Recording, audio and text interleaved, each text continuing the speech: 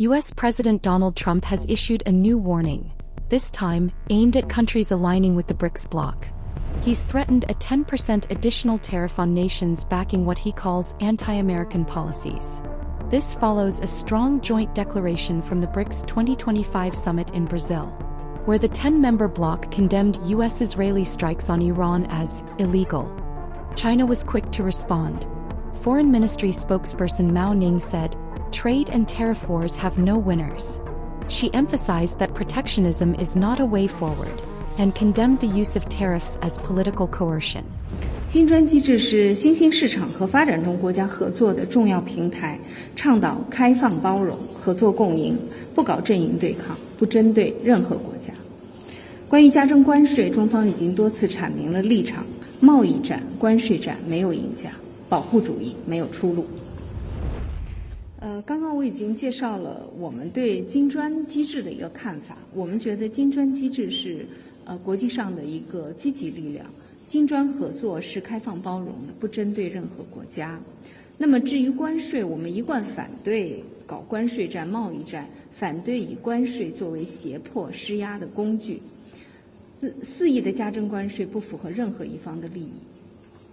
Chinese Premier Li Qiang said that China is willing to work with Brazil to leverage each other's complementary advantages and expand cooperation in such areas as digital economy, green economy, sci-tech innovation, and aerospace.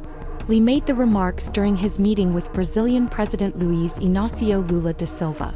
The Chinese premier arrived in Rio de Janeiro on Saturday to attend the 17th BRICS summit. Li said that during Lula's visit to China in May, the two heads of state reached important consensus on pushing for building a China-Brazil community with a shared future and upholding multilateralism. Trump responded sharply. He accused BRICS nations of undermining American interests, and warned that countries backing such resolutions will face economic consequences. Meanwhile, Trump has said his tariff letters are signed and ready. He plans to issue them to 12 countries at 12 p.m. Eastern Standard Time on Monday. Posting on his Truth Social platform, Trump also said that countries aligning themselves with the anti-American policies of BRICS will be charged an additional 10% tariff. Trump did not clarify or expand on the anti-American policies reference in his post. This comes as the U.S. approaches the end of a temporary pause on revised tariffs. In April, Trump announced a sweeping tariff hike on all trading partners, but gave a 90-day pause, extended until July 9th. Trump had earlier said that he plans to send out a letter over the next week and a half telling countries what U.S. tariff rate they will have to pay. Trump also said at a White House news conference that he was working on trade deals with several countries, including India.